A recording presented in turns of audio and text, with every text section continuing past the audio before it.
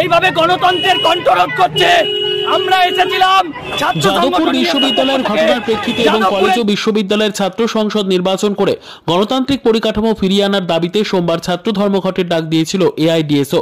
সেই মতো এদিন মুর্শিদাবাদ বিশ্ববিদ্যালয় গেটের সামনে পিকেটিং করার সময় তৃণমূল ছাত্র পরিষদের সদস্যরা তাদের জোর করে সরিয়ে দিতে গেলে দুপক্ষের মধ্যে ধস্তাধস্তি শুরু হয়ে যায়। পরে পুলিশ ঘটনাস্থলে পৌঁছে পরিস্থিতি সামাল দেয়।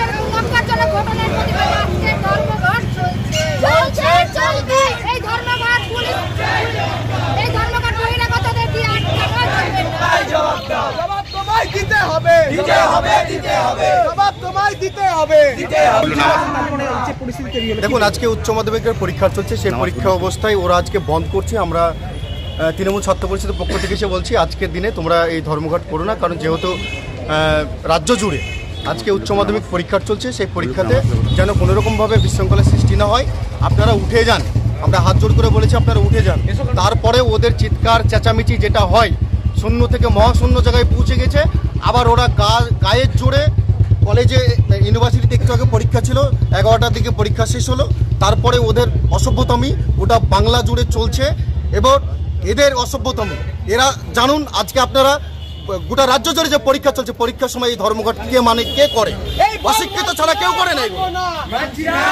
আজকে ছাত্র সংগঠন ডিএসওর পক্ষ থেকে যাদবপুরের জানেন যে প্রতিবাদী ছাত্রদের ওপর শিক্ষামন্ত্রী যেভাবে কনভয় দিয়ে পিছে মারার চক্রান্ত করেছিল, তার প্রতিবাদে সহ এই কলেজে কলেজে ক্যাম্পাসে গণতান্ত্রিক ছাত্র নির্বাচনের দাবিতে আজকে আমরা মুর্শিদাবাদ সারা পশ্চিমবঙ্গ ছাত্র ধর্মঘট ডেকেছিলাম কলেজ বিশ্ববিদ্যালয় এআইডিএসওর পক্ষ থেকে।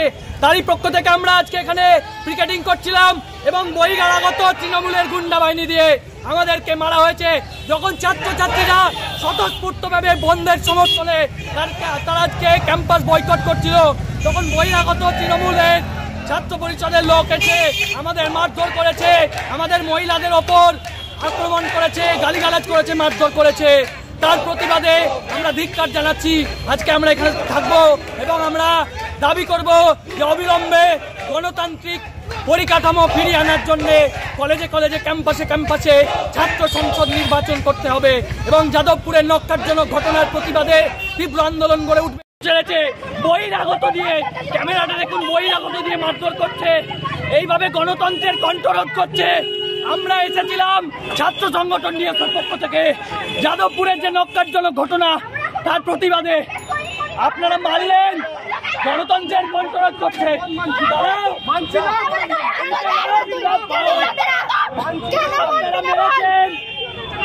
পুলিশ দাঁড়িয়ে দাঁড়িয়ে দেখেছে এই এলাকার